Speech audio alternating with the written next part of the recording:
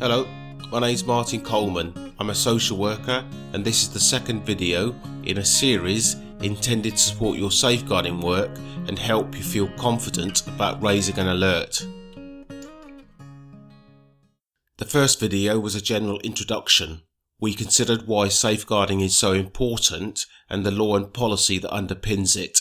I encouraged you not to be intimidated by it and offered advice around its importance and purpose. We saw that we always work to keep people safe and that where crimes have been committed, they must be reported to the police, including using 999 in urgent situations. In this video, we're going to tell you about where to get adult safeguarding referral forms and other documents from. I'll also tell you what to do when you've completed your referral. One tip is to please fill it all in.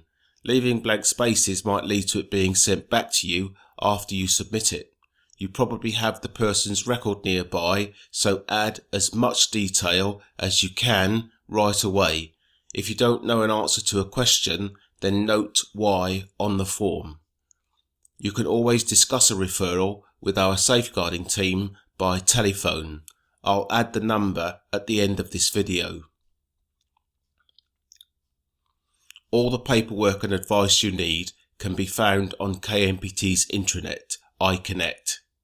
If you're not on a trust computer, the forms themselves will still be available from Medway Council's website and Kent County Council's website. Because the forms are so easy to get hold of, there's no need to store them locally or in paper copy. Get hold of a fresh copy and save that one with a unique file name to work on, using what you already know about security and confidentiality. Remember to consult with the service user at every stage and where you can, seek their consent to share and investigate. If a person doesn't give their consent, you may need to explain that we will still follow things up. Safeguarding may raise wider concerns that will mean that we will make inquiries and consult with others. In these situations, we should reassure the person and explain our reasons and concern.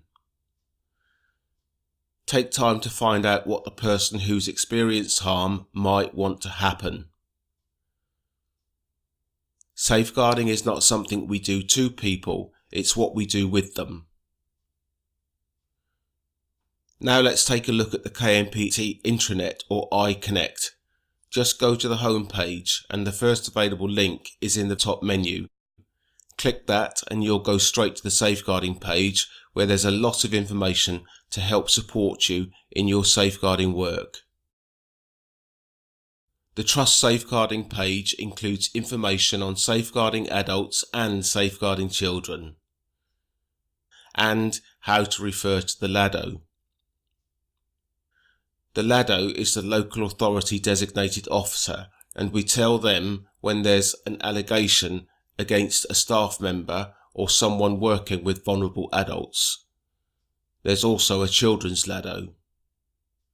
In these cases, we still do all the other things for safeguarding.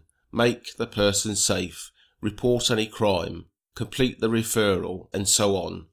For staff allegations, we'll need also to use our internal HR processes, which your manager can advise you about. Let's fast forward now to your completed CASAF or SAF. You want to know what to do with it. Don't forget to consult with the person if at all possible. We want to keep them central to the process. The purpose of the referral is to notify the local authority in accordance with Section 42 of the Care Act 2014. We're telling them that we think a vulnerable adult has been subject to or is suspected of being abused. Kent service users send the CASAF to their Central Referral Unit or CRU, and for Medway, send to their Access and Info email. As well as those two emails, you need to send a copy of the form to KMPT Safeguarding and to the CQC. I'll add the emails at the end of this video, but the most reliable place to check them will be KMPT's own protocol, which should be easy for you to get hold of if you follow the advice here. The CQC email should have square brackets secure, close square brackets typed in the subject line at the beginning. Including this ensures that the email will use NHS email encryption to make sure that sending it is secure. You should also think about notifying other significant people where appropriate. Upload the completed referral to Rio Documents. If you know that a professional has access to our systems, you might just send an email to alert them to the fact that an alert has been raised and can be found there. We're almost finished now. Please add the incident to Datix. This is our risk register, and the information it holds helps staff at all levels keep an eye on safeguarding activity. Also, is the service safe is one of the CQC's 5 key questions for their inspections, and Datix will help us demonstrate the hard work we do to make it so. When you add the details to Datix, look out for the specific safeguarding alert checkbox. So that should do it for this episode in our Adult Safeguarding Referral series of presentations. We would be really interested to hear your feedback about the video.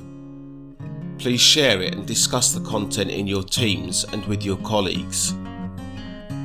I will add the details I promised now, and it just leaves me to say see you in the next video and thank you.